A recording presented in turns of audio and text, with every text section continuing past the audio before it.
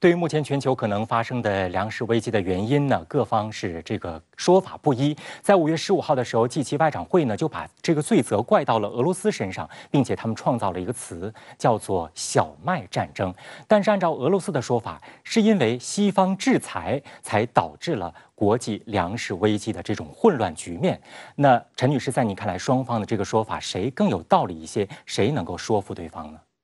首先，我认为双方都在找理由推脱自己的责任。那在这样的对立性战争当中呢，的确是俄罗斯和乌克兰就当事国、当事方是很难坐下来谈的。那么，如果战争不结束，那如何我们说是正常的出口和进口？那么对俄罗斯来讲呢，也是有这个道理。也就是说，不是我不想接受战争，而是今天我没法接受战争。那你的制裁就使我已经到了这个地步，所以我想呢，各执己见。那么在战争的情况下，往往是双方都认为是对方的原因，但是我还是认为应该是坐下来，这能解决问题。但是今天没有这个希望。那沈先生，您怎么来看双方的这个说法，谁更有说服力？理论上来说，如果西方的所谓的小麦战争，要成立，那么就等于说什么呢？就等于说，它似乎是构建这样一个场景，就是不管西方怎么去制裁俄罗斯，俄罗斯仍然应该这个兢兢业业的、甘之如饴的保障小麦的顺利出口，而这个小麦的顺利出口呢，不是为了让俄罗斯获利，是为了用俄罗斯的小麦去确保西方国家所需要的那种食品价格的稳定。就这个逻辑有一点奇怪，就是相当于一个人说啊，我可以使出全力来欺负你，你非但不许反抗，你还要尽一切义务让我能够很舒服的欺负你，就是这个逻辑上面有一点点奇怪。至于俄罗斯方面的表态，他其实讲清楚了一点，他应该，我说实话，就是站在俄罗斯的立场上，当他和西方已经进入到这样一种状态的情况下，他手上使用一切不是直接和武力相关的工具和西方进行博弈，在俄罗斯，我说的很清楚，是在俄罗斯的这个利益框架下，是一个非常顺理成章的选择。俄罗斯外交部发言人扎哈罗娃日前就表示，美国总统拜登5月10号发表的有关寻机从乌克兰运出2000万吨粮食的声明呢，与乌克兰租借法案的签署是同时发生。也就是说，基辅将用这个小麦来支付武器。那实际上呢，是美国人自己剥夺了乌克兰的粮食储备，从而在乌克兰挑起了一场粮食危机。沈先生，您怎么来看俄罗斯方面的这个指控？那对乌克兰来讲，这个粮食换武器，到底这个生意划算吗？就是之前在网上有很多人认为美国给乌克兰的援助是免费的，大家显然对于租借法案这个概念不清楚。当初在二战时期，美国对英国启动租借法案的时候，英国到最后是拿了英格兰银行里的黄金跟白银，而不是英镑来做抵押，直接去完成这笔交易的。事实上，后来英国的国库就空掉了，它的整个这些黄金和白银流到了美国去之后，再也没有回来。那么在乌克兰的问题上，其实之前有人说，就是我记得是乌克兰的总理还是外长，他大概算了一笔账，他说乌克兰迄今为止，这个应该是4月份的事，他说迄今为止乌克兰收到的真实援助大概是53亿美元，然后53亿美元当中差不多是8亿美元是免费的，剩下大概是40多亿，反正有这么个数字吧。然后呢，乌克兰的2000万吨的储备粮呢，大体上就作价市价大概就是30亿到40亿美元。所以你从前前后后的这些东西上来说，就是美国很精的做了一笔生意。事实上，目前全球最紧缺的粮食小麦呢，乌克兰在全球的生产量只排名到第6位，而乌克兰出口量最大的这个农产品玉米呀，对外供应却没有受到太大的影响。陈女士，为什么会出现这样的一种情况？这是否说明这个俄乌冲突导致了小麦危机这样的一种说法并不准确？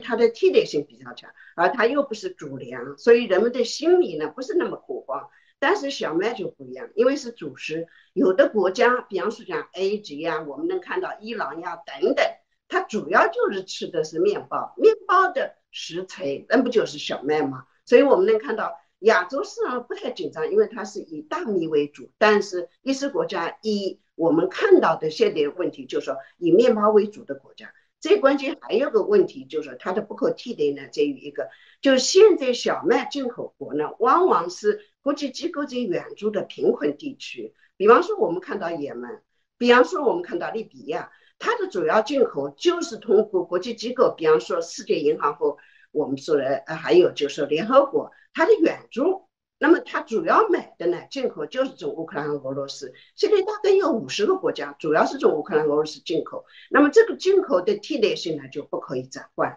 那么现在又感觉到呢，就是全球的干旱，是北美地区的小麦的生产也在下降，所以这就能看到为什么就不可替代，加上主食，加上一种价格的上涨呢，引起了这种恐慌。5月开始，全球粮食供应紧张的情况进一步升级。5月19号，纽约农业分析机构 Grow Intelligence 执行总裁蒙克向联合国安理会报告，目前全球小麦库存量只够消费10周，如果不立刻做出调整，将有4亿人要饿肚子。他还特别指出，粮食危机的主因并非俄乌冲突，是持续了2年多的新冠疫情。近期，俄罗斯总统普京在多个场合表达，俄罗斯愿意通过出口更多粮食和化肥的方式，帮助全球度过危机。然而，美西方国家却并没有停下打压俄罗斯的动作，还坚持称俄罗斯是引发粮食危机的罪魁祸首。这套对俄罗斯的指责能站得住脚吗？俄罗斯、乌克兰作为全球2大粮仓，最近在粮食出口问题上又有哪些较量？俄罗斯又是否有能力帮助全球走出粮食危机呢？一起来看短片。据联合国粮农组织统计，俄乌分别是全球最大和第5大小麦出口国，两国合计分别占全球大麦、小麦和玉米供应的19%、14%和4%，占全球谷物出口量的1/3以上。俄乌冲突发生之后，乌克兰的粮食出口受到巨大影响。据统计，3月乌克兰出口小麦30.9万吨，是去年同期的1半左右。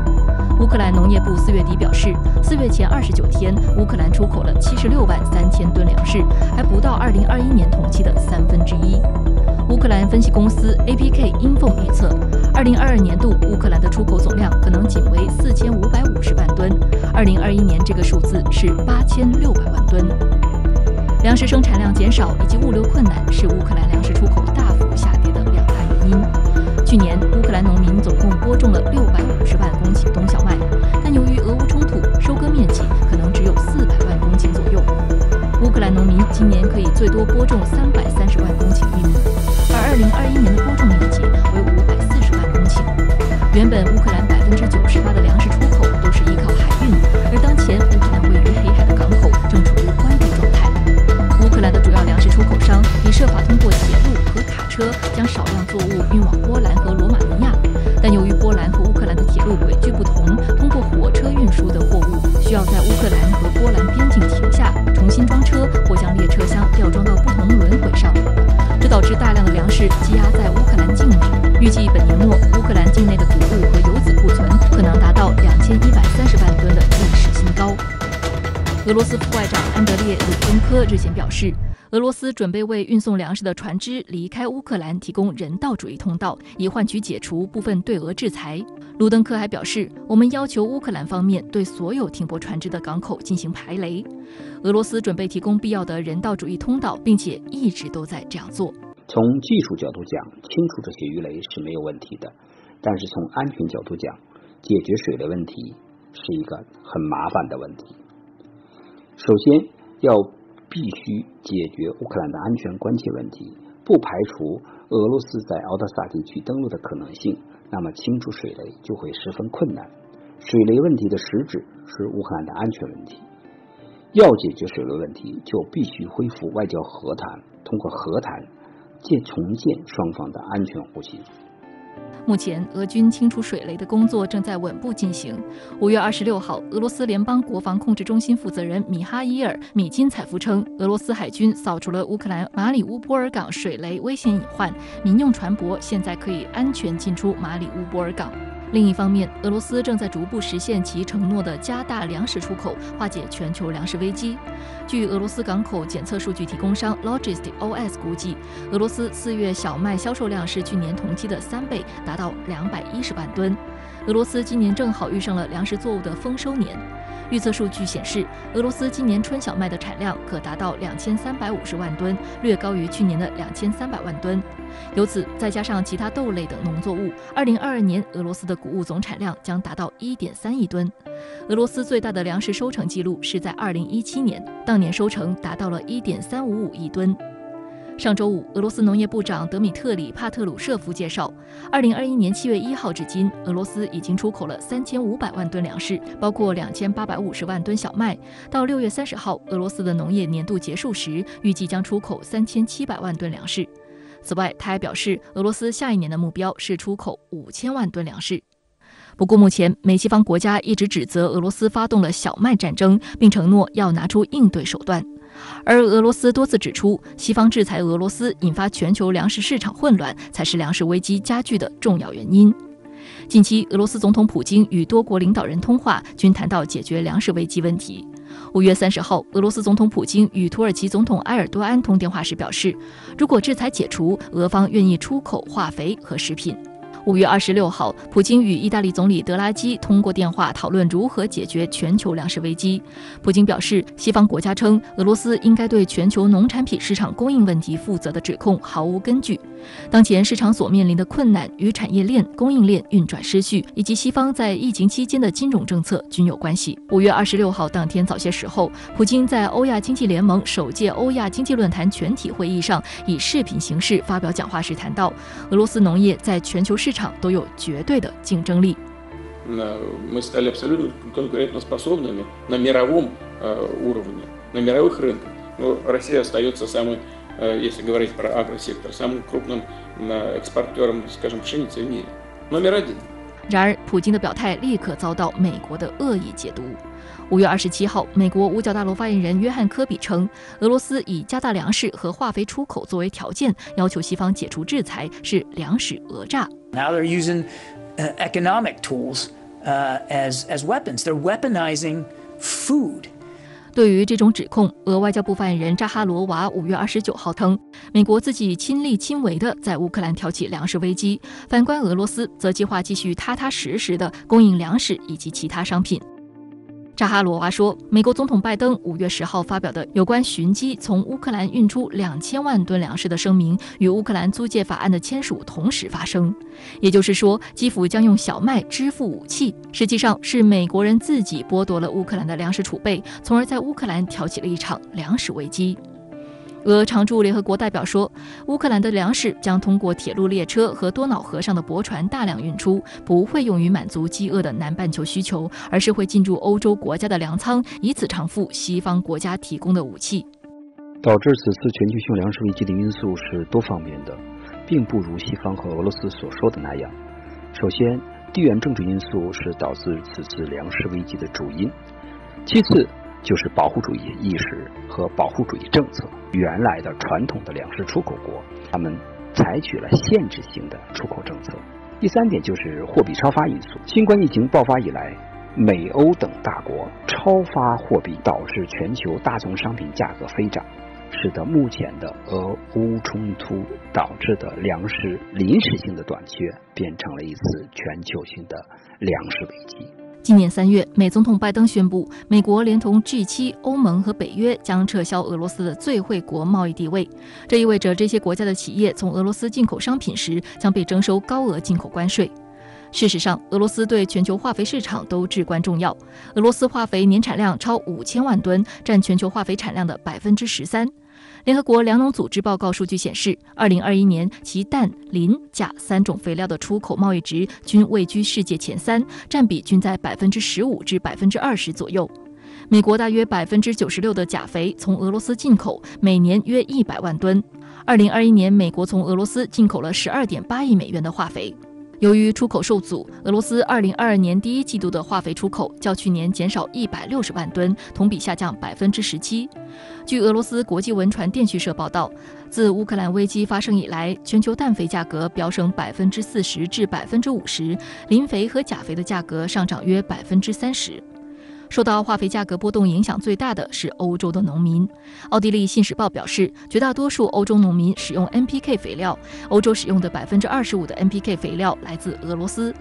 法国农业原材料合作社网站的文章评论，对法国农民来说，氮肥价格飞涨意味着每公顷作物的成本增加约200欧元。这种打击就像一颗松了保险的手榴弹，扰乱国内国际市场，影响农民命运，最终威胁数百万人获得食物的机会。而德国农民协会秘书长伯恩哈德·克鲁斯肯则认为，如果天然气和化肥的供应瓶颈持续，2023年粮食产量可能会下降多达40%，这将严重危及德国粮食供应。那有分析呢，就把各国限制农产品的出口行为呢称为食品民族主义。沈先生，您怎么来看这样的一个说法？那联合国就呼吁各方停止这种行动，联合国的呼吁能起作用吗？说穿了，之所以这一轮欧美国家它的媒体出来炒作食品民族主义的这个概念，就是他发现，就这次他们要成受害者了，他们受影响了。那不是说他是站在发展中国家或者是最不发达国家的立场上，是因为这一波这个由于恐慌、危机和这种基于市场波动的防护和应对，这样一些措施，发展中国家一些向西方出口粮食的大国走在了前面，而发达国家呢对此没有任何的思想准备。事实上，这个问题，全球粮食价格上涨的问题，从2021年就开始了。这在一定程度上是西方国家防控新冠疫情失败，对市场构成冲击，以及全球粮食生产分布、供应链进一步发生变化的一个必然产物。但是呢，自始至终，西方国家在应对这个危机的过程中，它只有一个办法，就是不停地进行责任的外移。然后呢，从全球来看，现在就是需要有负责任的国家站出来，这个国家必须能够提供一个有效的秩序，提供良性的公共物品。在全球农产品出口管制的同时呢，各国还掀起了农产品的抢购潮。那近期有媒体就报道，原本一直从俄罗斯和乌克兰进口粮食的埃及呢，最近就从美国进口了小麦。那这种情况会否导致全球经济的混乱呢？一定是会有恐慌和代价的。那对埃及来说，它有非常惨痛的教训，就是因为2010年底到2011年初一轮全球粮食价格的波动，导致埃及国内的这个食品价格的巨大波动，这个是直接导致埃及经历了很长一段政治动荡。这个可能后面吧，可能大家还会看到一个局面，我猜啊，就乌克兰的2000万吨粮食如果真运出来了吧，然后你就会发现这2000万吨粮食就变成美国的了，就开始美国用乌克兰的粮食去做好人了，那去在那边全世界赚名声了。但是呢，真的好处呢又不见得真能落到发展中国。如果真是那样的话呢，就会是一件比较悲哀的事情。我们看到，在2008年中期啊，全球经历了粮食危机，导致48个国家发生了骚乱。那陈女士，您觉得类似的情况还会再发生吗？我想有可能。为什么这么讲呢？因为这一次不完全是俄乌冲突，这一次的最大问题呢是新冠病毒下，就全球供求是失衡的，不但是粮食问题，我们看到的就是能源问题，我们看到很多大宗商品都是在新冠病毒下就出现了一个问题，就供求失衡。最后呢，要恢复经济的时候呢，出现了就是我们说的就是那个供应链的中断，而供应链中断的背后又有一个问题呢，就是西方世界超发货币，而超发货币事实上就是一个流动性宽松。那么流动性宽松，如果世界经济恢复了，那它会投资到实体，但实体经济在今天还没有完全恢复情况下呢，一大批资金实际上已经进入了大宗商品市场，所以呢，我们又看到了游资的炒作。所以这样的危机呢，它是一种恶性循环。所以我认为一步之遥，如果没有制止住，我想迟早会爆发这样的危机的。非洲国家、东南亚国家还有中东国家是全球小麦的主要进口国，也是受影响最大的国家。而从这些受到影响的这些国家来说，他们还有哪些应对的举措？那么从近期来看，我觉得当务之急，依然是各方共同促成这个俄乌尽早停火，达成和平协议，以此来恢复粮食正常的这个出口。那么从长远来看，我觉得比较妥当的出路就是，这些国家强化与俄罗斯等小麦出口大国的这个粮食安全的这个合作。你比如俄罗斯正在筹备的今年的这个俄非领导人峰会啊，我相信不少非洲国家，也会抓住这次对话与合作的这种机会啊。从今天起，关心粮食和蔬菜正成为越来越多国家行动的真实写照。在全球粮食安全再度拉响警报的关键时刻，近期作为全球小麦第2大生产国的印度突然宣布禁止小麦出口，直接导致世界范围内的小麦价格猛涨。面包、面条等各种面食的成本也是节节攀升。随着粮食价格飙升，越来越多的国家为了保障国内粮食供应，开始限制出口，粮食市场陷入了恶性循环的漩涡。联合国世界粮食计划署警告称，人类或将面临2战后最大的粮食危机，多达17亿人正暴露在粮食、能源和金融系统的破坏之下，贫困和饥饿问题急剧恶化。世界银行预测，2022年全球食品和粮食在去年上涨了31%的基础上，还将上涨22.9%。印度突然禁止出口小麦的背后究竟有何原因？全球距离粮食危机还有多远？这又会对地缘政治格局带来哪些影响呢？我们一起来洞察其中关键。In the name of prohibition, we are directing the wheat trade in a certain direction. We do not want wheat to go in an unregulated manner to places where it might just get either hoarded or where it may not be used to the purpose which we are hoping it would be used for, which is serving the food requirements of vulnerable nations and vulnerable people. 5月14号，印度宣布为管理该国粮食安全，中央政府已将小麦出口列入禁止类别。此举也立刻在国内与国际社会遭致了不满与批评。印度国会当天就称，这是一项反农民的措施。美国也劝诫印度重新考虑小麦出口禁令。七国集团更是直接谴责了印度突如其来的小麦禁令，指责印度这样做是囤积居奇，影响全球粮食稳定。英国金融时报分析，印度小麦出口禁令一出，还直接动摇了国际市场，小麦价格5月16号达到允许范围内最大涨幅。美国芝加哥期货交易所基准小麦指数上涨5.9%。值得一提的是，印度虽然传统上并非小麦出口大国，但是在俄乌冲突持续、国际市场上小麦断供的背景下，印度小麦产能尚有剩余可供出口，于是受到国际市场的热捧。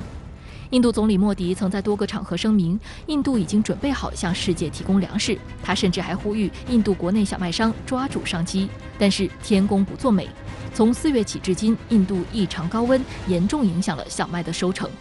特别是5月以来，首都德里部分地区达到了创纪录的49.2摄氏度。据路透社援引的报告分析，印度今年小麦收成受高温影响，预计将减产6%。此外，印度通胀严重，也是政府发布小麦禁令的原因之一。在禁令宣布前，印度中央统计局公布了4月的消费者价格指数升至远超预期的7.79%，大幅突破了印度央行规定的6%可容忍上限，是近8年以来的最高水平。水涨船高，印度国内小麦价格创出新高，在一些现货市场的交易价格达到每吨约合2183元人民币，远高于政府设定的每吨约1759元人民币最低保护价。另外，化肥短缺、燃料价格上涨、劳动力成本上升、交通和包装费用增加等，也同样刺激印度小麦面粉涨价。其实近年来，印度已经多次禁止粮食出口。在2008年、2010年、2011年，当全球出现粮食危机的情况下，印度均出台过限制粮食出口的政策。2020年，受疫情影响，印度也曾限制大米出口。印度呢，这样的禁运呢，应该说是更增加了大家对这个市场的这种动荡的这样一个担忧。但是呢，这个持续多长时间，要取决于现在的俄罗斯和乌克兰的冲突这样一个地缘政治冲突啊，对全球的这个整个粮食和食物生产包括供给啊，这个不确定性的这样一个判断，目前还没有办法去给出一个明确的时间表。受到极端天气影响，除了印度，美欧的小麦收成也不容乐观，增添了粮食供给的不确定性。法国气象局表示，自4月11号以来，法国已创下连续37天破纪录的高温。欧盟气候监测机构哥白尼气候变化服务局估计，从6月到8月，西班牙、法国和意大利的气温有超70%的可能性将远高于往年平均水平，这将给欧洲地区农作物的种植与收获带来显著风险。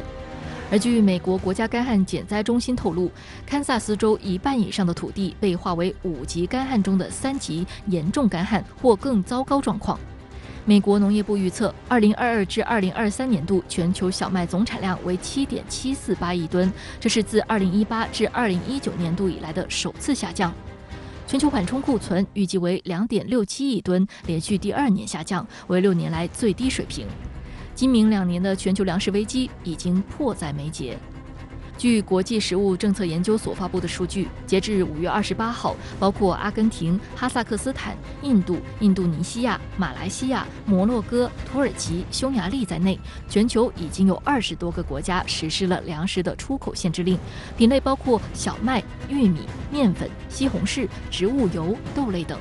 新加坡国立大学李光耀公共政策学院助理教授索尼娅·阿克特博士将这些限制粮食出口的行为称为食物民族主义。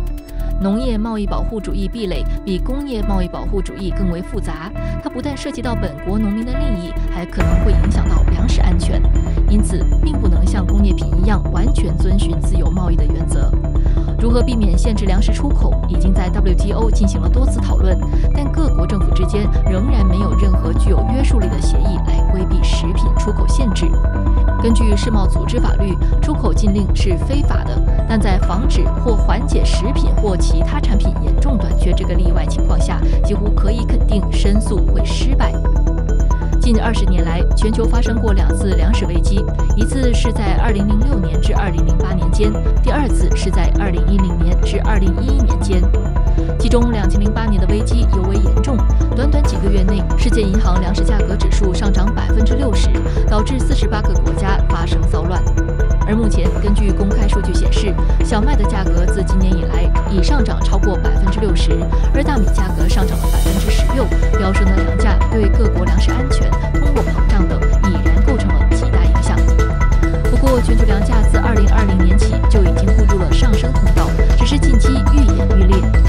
5月4号，联合国粮农组织发布2022全球粮食危机报告显示，2021年有53个国家或地区约1.93亿人经历了粮食危机或粮食不安全程度进一步恶化，比2020年增加近4000万人，创历史新高。在历次粮食危机中，世界总体上也有足够的食物，但只是集中在某些国家。全球较为贫穷和落后国家与地区，通常也是耕地面积少、依靠粮食进口的国家。这些国家通常更加遭到重创，比如深陷经济危机多年的黎巴嫩，其小麦进口80%来自乌克兰，15%来自俄罗斯。如今，一直对粮食进口进行补贴的黎巴嫩政府已无力承受不断上涨的小麦价格，濒于财政破产。值得注意的是，全球小麦市场中，俄罗斯和乌克兰的出口量累计只占比26%，剩下的大部分都是美国、欧盟、加拿大、阿根廷等国出口的。如果把大豆、玉米这些粗粮算上的话，全球超过71%的粗粮都是由美国及其盟友控制的。之所以把巴西、阿根廷这些南美国家算到这个阵营，是因为他们的粮食贸易掌握在美国粮商手里。和很多大宗商品一样，粮食行业也被寡头所垄断。全球80%的粮食贸易被首字母为 ABCD 的4大粮商垄断，其中路易达福虽然是在法国成立的，但背后也有美国资本。他们从上游原料到中游生产加工，再到下游市场的供应，牢牢把握着控制权以及粮食的定价权，从而左右着全球70多亿人的日常生活。2021年粮食价格节节攀升，4大粮商 ADM、邦吉、嘉吉、路易达福净收入分别增长53%、80%、64%、47.7%。那沈先生，您对当前俄乌冲突的最新的这个进展情况有什么样的观察？距离俄乌冲突结束到底还有多远？ BBC 的它有一个乌克兰的这个态势图，它的这个措辞正在发生变化。就亚速钢铁厂，就是那边的守军用撤离的名义实现了体面的投降之后，那第一个征兆是那个英国的首相 Boris 他明确指出，就是他加了一堆修饰，负面的修饰，但是承认俄罗斯在乌克兰东部正在取得实质性的进展。这是西方国家领导人第一次公开承认，就是在乌克兰东部局势上俄罗斯利好。然后接下来 BBC 的整个这个态势报告的基本格调就变成，就是俄罗斯在东部缓慢推进。那个英国每日电信关于这个乌克兰局势和这个战事的报道的标题，就一开始往死里骂，最近一期的标题是普京恐怕将赢得一场胜利，因为考虑到英国的立场、位置、态度，他的这个媒体上措辞的变化可以看成是一个温度计，就是说整个乌克兰东部的局势，我想6月、7月基本上就是可以明朗化。在上周举行的达沃斯世界经济论坛上，著名的战略家基辛格和资本大鳄索罗斯这2位耄耋老人对俄乌冲突表达了截然相反的观点。那基辛格就称呢，俄乌和平谈判必须在接下来的2个月内开始，并且敦促各方不要试图击败俄罗斯，或者是使其边缘化。而索罗斯呢就表示，击败俄罗斯是拯救文明的必要条件。那陈女士，您怎么来看这截然相反的2种说法？他们各自出于什么样的考量？他说为什么为了2个月？因为我们不能再拖了。首先我们已经在夏天，夏天一过就到冬天，那么冬天我们知道趋暖的西方怎么办？整个世界对能源的需求怎么办？粮食又出现这么大的问题，如果今天不种下去，那秋和冬都没有收入了，那明年的春可能又出问题了。所以我认为基辛格提出的未来2个月是非常重要的。我说实话，索罗斯那个观点那就很符合这西方国家阴谋论里面对于共济会幕后控制者和掌门人的这种看法，就是我要掌控世界的，我有这样一套看法的，但他其实谁都代表不了，就代表了他们的一小撮人。那么我觉得这2种观点在达沃斯那边表达出来呢，应该说就是说不见得说是公开分裂，但至少说明暗流涌动。如果乌克兰那边的局势一切向好，处于西方一切尽在掌控中的这种局面的话，你相信我，基辛格和索罗斯不会把他们的这个分歧意见公开表达出来，肯定他们内部是有评估的。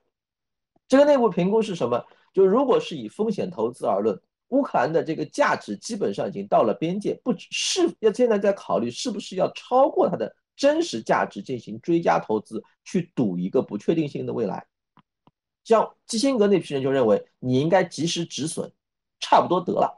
即便美国呢再希望战争不要停，俄乌冲突也终有结束的那一天。那最近呢，基辛格就有一个说法，他说俄罗斯不会在乌克兰惨败，那乌克兰呢至少必须接受回归原状。沈先生，您怎么来看最后的结局会是怎样的？基辛格说的比较委婉，你怎么说服俄罗斯从那个地方退出去，回到2014年？谁跟你回去啊？但是呢，要找到一条止损点呢，另一个障碍是什么呢？整个西方世界民众情绪比较激昂，西方国家又都是多党竞争的，你执政党一旦想采取一个理性方案，永远是折中的，不是最大化的。折中意味着什么？政治上就意味着妥协。但是呢，民主的、公开的、透明的、暴露在大众媒体镜头下，并且用显微镜的方式进行煽动性报道的这么一种民主，妥协是没有空间的，谁妥协谁死。目前看起来在台上的一个都没有，每一个都是表演型的，要加分的。那这个事情就耗着，就慢慢的它很可能变成一个欧洲沥血的窗口，就有点像叙利亚或者是巴勒斯坦。俄乌冲突持续超过3个月，产生连锁反应呢，已经波及了全球。从目前来看，全球经济贸易秩序受损程度到底有多严重？经历疫情冲击、旧伤未愈的世界经济，又能够通过何种手段，需要多长时间才能从这场危机当中恢复呢？地缘、能源、政治已经开始重新调整，而它调整的结果呢，就是说全球能源当中可能主要是西方这主张的，就欧洲很有可能就能源去俄罗斯化，这个方向已经非常明确了，因为他们已经通过决议。那么我认为另一个呢，供应链和产业链加剧全球调整，调整的结果呢，我们能看到的就是美国出台这个印太经济框架，实际上他们造成一个就是去中国化这个趋势，这也是一个我认为是俄乌冲突加剧的最关键加剧了东西南北合作的紧张。整体上看呢，到目前为止，俄乌冲突它在地理边界上，实体层面它局限于欧洲的版图范围之内，但是呢，因为它和百年大变局耦合，它和新冠疫情耦合，它和金融危机、长期经济复苏耦合，它促成了一场系统性的风暴正在席卷和威胁全球。除非所有负责任的大国采取务实的态度，理性有效的尽快止损，管控局势的进一步恶化，避免在新冠疫情的阴影下让人类因为这场冲突遭遇更多额外的损失，否则未来真的是会充满更多的不确定性和挑战。我个人认为，这个全球经贸秩序实际上在俄乌冲突之前就已经是摇摇欲坠的这样一种状态了。我觉得修修补补已是无济于事了。那么正因为如此，我们看到美国是试图通过这种另起炉灶的方式来应对当前的这种危机。你比如刚刚启动的这个印太经济框架，这也表明就是世界发展真正的来到了一个新的这个十字路口。未来更多是往何处走的这个问题，而不是这种如何恢复的这个问题。俄乌冲突爆发以来，西方对俄罗斯制裁的外溢效应遍及多个领域，深远地影响了全球经济格局。放眼全球，几乎没有一个国家能够从这场经济大地震当中幸免，英美也不例外。根据美国汽车协会数据，5月24号，全美普通汽油零售均价为每加仑4.598美元，约合每升8.1元人民币，较1年前上涨了51%。对于有着车轮上的国家之称的美国而言，民众生活受影响的程度可想而知。而英国则预计从10月份开始，数百万英国家庭的年账单将上涨40%，达到2800英镑左右。阿富汗一家食品贸易公司负责人就感叹道：“美国以为只制裁了俄罗斯，其实它是制裁了全世界。”那么各国要如何从俄乌冲突的外溢效应当中脱困？美国前国务卿基辛格呼吁俄乌和谈，为何会引起不同版本的解读？俄乌冲突最终是否会按照基辛格的解决方案来收场呢？一起来洞察关键。一直以来，俄罗斯都是欧盟最大能源进口国。欧盟进口中约40%的天然气、约30%的石油和近20%的煤炭来自俄罗斯。但自俄乌冲突爆发以来，在美国的压力下，欧盟今年3月表态，将逐步摆脱对俄罗斯油气能源依赖，其既定目标是在2022年将俄罗斯天然气进口量减少2/3。香港中文大学深圳教授、前海国际事务研究院院长郑永年在接受深圳卫视记者专访时谈到，欧盟若要与俄罗斯强行脱钩，等于杀敌1000，自损800。他认为，美西方在逆全球化的路上越走越远，将对当下的国际秩序形成毁灭性的打击。经济全球化下的经济逻辑跟这个战争政治逻辑之间发生了非常大的冲突。那么从政治上的角度来说，北约、美国、欧洲呢，就是要跟俄罗斯的这个能源脱钩，对吧？脱钩。那么以前秩序就是全球化造成的。那么这个全球化下的一个国际秩序，你当搞逆全球化了之后，肯定会这个秩序的根基就会动摇，对吧？但是新的秩序怎么样的，我们没有人可以预测，没有人知道。所以现在每一个国家都在救火，都在应付这个危机，对吧？那么还没有人去考虑未来的秩序是怎么样的，未来的秩序如何割解。4月份，欧美国家民众纷纷抱怨汽车油价暴涨，还有民众担心天然气断供，甚至抢购和囤积起了木柴，以便应对下一个不确定的冬季。Das ist für den nächsten Winter. Ich denke, dieser Winter, der ist ja schon gelaufen, aber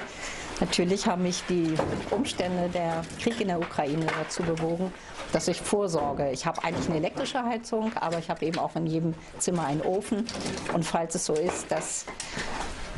plötzlich das Gas abgestellt wird bzw. wir Energieknappheit haben, dann habe ich zumindest die Möglichkeit, autark zu sein. 能源危机也导致欧洲多国爆发多场大规模抗议示威活动，加剧了欧洲社会的不安定。西班牙、法国等国的货运、卡车司机均发起不限期罢工，抗议燃油价格上涨。尽管欧洲多国出台了援助补贴政策，但依然无法平息抗议浪潮。Pero no es suficiente, no es suficiente porque dentro de unos meses van a subir el gasóleo a 2.10 o a 2 euros y los 20 céntimos entonces no se van a quedar en ningún sitio. 要解决当下局势引发的各种全球危机，当务之急应是推动俄乌和平谈判，尽早停止冲突。5月23号，美国前国务卿亨利·基辛格以视频形式参加2022达沃斯世界经济论坛，呼吁俄乌尽早达成和平协议，以免当前事态演变成北约和俄罗斯引起的全球战争。In my view, movement towards negotiations and negotiations on peace need to begin the next 2 months or so. That the outcome of the war should be outlined by them. 此外，基辛格还敦促各方不要试图击败俄罗斯或使其边缘化。他表示，俄罗斯现在是，将来也依然是欧洲国家体系中的重要元素，必须认识到这一无法回避的事实，才能实现持久和平。不过，基辛格随后关于俄乌回到原状的表述却引发了一波舆情。Ideally, the dividing line should return to the status quo ante. 基辛格所说的原状触碰了美欧的敏感神经。尽管基辛格的表态比较模糊，但《纽约时报》、英国《每日电讯报》等直接认为，基辛格所说的原状是指恢复2月份战事开始前的乌克兰边界，也就是要求乌克兰承认俄罗斯对于南部克里米亚地区以及东部顿涅茨克、卢甘斯克2个共和国的主权地位。事实上，所谓基辛格要求乌克兰割地求和的说法，只是个别媒体的主观臆断。中国人民大学重阳金融研究院执行院长王文分析认为，恢复原状也可能指到2014年克里米亚危机之前的状态，也就是克里米亚仍属于乌克兰，俄乌的分界线也维持在顿巴斯以东。其实原状目前看来是有3种解读的。第一种解读当然就是这个2014年之前的原状，那就是克里米亚仍然属于乌克兰。第二个原状呢，就是2月份，就在这次俄罗斯发动特别军事行动之前的原状。那还有一种呢，这个原状呢，就是当下的原状，不要再打下去了，就保持现在这个状态就行了。所以这个背后呢，到底是怎么样的原状，大家就猜想的特别多。实际上，无论是什么样的原状，基辛格所表达的一个核心的意思，就是不要再恶化下去了。所以这个过程呢，实际上基辛格本人一种较为圆润、较为现实主义的一种表述。实际上，早在8年前，2014年3月5号，基辛格就曾在《华盛顿邮报》上对克里米亚主权问题发表过明确看法。他认为，俄罗斯应承认乌克兰对克里米亚的主权。本人呢，我曾经有5次过去10年跟基辛格这个面对面的交流和沟通。刚刚还跟基辛格博士在一个会上这个由中国人民外交协会举办的基辛格与中美关系的一个研讨会上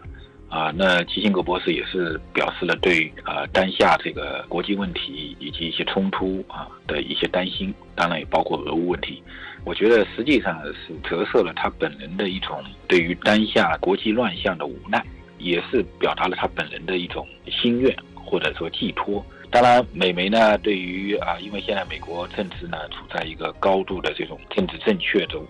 基本上在美国的这个政治氛围中是不允许讲述对俄罗斯相对有利的话，所以美媒就会对他有了更多的这种误解包括一些批判。在经过外媒一番主观解读和炒作以后，乌克兰官方也加入了抨击基辛格的行列。Таке враження, що у пана Кіссінджера на календарі не 2022 рік, а 1938. І він думав, що говорить за аудиторію не в Давосі, а в тодішньому Мюнхені. 据今日俄罗斯电视台网站报道，基辛格在5月27号迎来99岁生日。当天，与乌克兰政府有关联的活动分子采取的庆祝方式，竟是把他的名字放在他们的和平使者网站上，贴上俄罗斯所犯罪行的帮凶的标签，并且被列入了黑名单。报道称，和平使者网站创建于2014年，是一个可以公开搜索的数据库。主页是俄罗斯阵亡军人的拼图，内容包括他所谓的亲俄恐怖分子、战犯和杀人犯。这些人包括俄罗斯军人和西方政界人士，比如反对制裁俄罗斯石油和天然气的匈牙利总理欧尔班·维克托。